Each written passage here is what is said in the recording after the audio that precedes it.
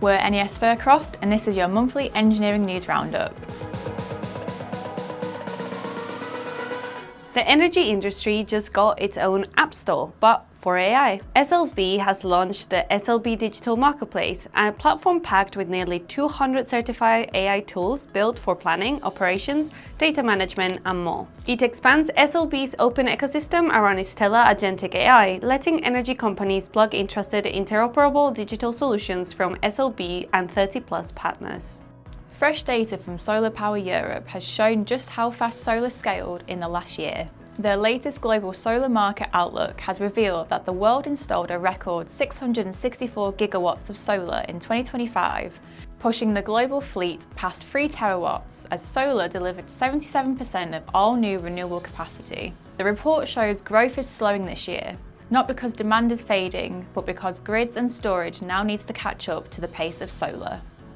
GSK just made one of its biggest oncology moves in a decade. The company is buying US cancer biotech Nuvalent for over $10 billion, picking up 2 late-stage lung cancer drugs already on accelerated FDA pathways. This includes one with an approval decision due in September.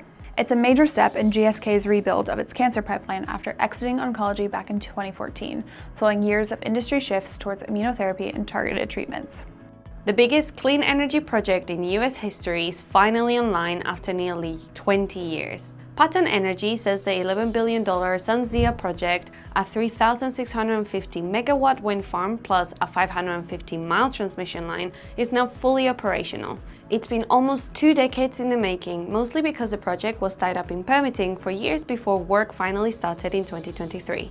It brings New Mexico wind straight into the southwest with enough clean electricity for 1 million homes, which is a scale no other US wind farm comes close to. Panasonic is making a major play in the AI boom. The company plans to start mass-producing battery cells for data centers in the US by 2028, expanding beyond its core EV battery business as AI drives soaring demand for advanced backup power. Production will be centered in Kansas, with Panasonic targeting up to $6.24 billion in annual sales from data center energy storage systems. It's a strategic shift as data centers worldwide race to secure reliable, domestically produced power solutions.